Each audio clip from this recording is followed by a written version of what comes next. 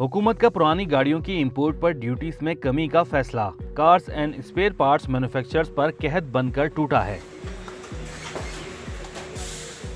हालिया बजट में हुकूमत ने गाड़ियां बनाने वाली कंपनियों को सबक सिखाने के लिए यूज्ड कार की इंपोर्ट पर टैक्सेस में कमी करने का फैसला किया है।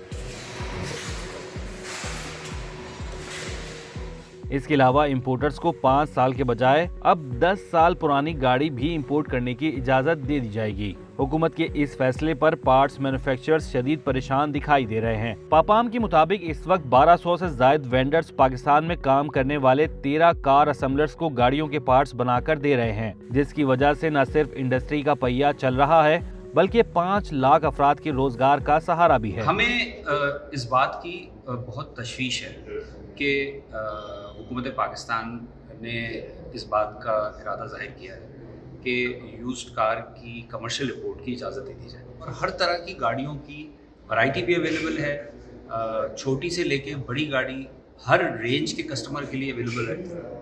ऑलरेडी इस वक्त 25% मार्केट का शेयर यूज्ड कार के पास है और इस बात की ज़रूरत है कि इस मामले को बहुत ख्याल से हैंडल किया जाए।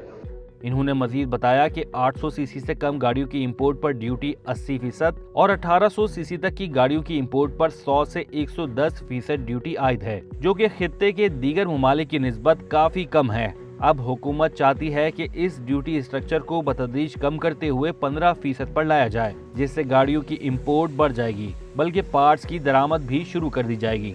पाकिस्तान गाड़ियाँ असेंबल करने वाला दुनिया में जो 40 मुल्क हैं उनमें शामिल है और हमारे मुल्क में गाड़ियाँ सिर्फ असेंबल नहीं होती बल्कि गाड़ियों के पार्ट्स बनाने की एक बहुत बड़ी इंडस्ट्री है जो कि पाकिस्तान में काम कर रही है। और इस वक्त पाकिस्तान में बनने वाली गाड़ियों में 60 से 70% पार्ट्स, यानी कई ऐसे मॉडल्स हैं जिनमें 60 से 70% पार्ट्स पाकिस्तान में ही तैयार हुए हैं। पाकिस्तान में रवां साल सिर्फ 1.5 लाख नई गाड़ियों के ऑर्डर्स हैं, जबकि साल 2007 में गाड़ियों की प्रोडक्शन सालाना 2.25 लाख यूनिट की सतह पर आ चुकी थी। इकोनॉमिक कंडीशन खराब होने की वजह से नई गाड़ियों की डिमांड मुसलसल कम हो रही है और इसी वजह से फैक्ट्रियों में पैदावार 30% तक महदूद रह गई है। हुकूमत ने पुरानी गाड़ियों की दरामद के फैसलों पर नजरसानी न की तो फैक्ट्रियों को ताले लग सकते हैं।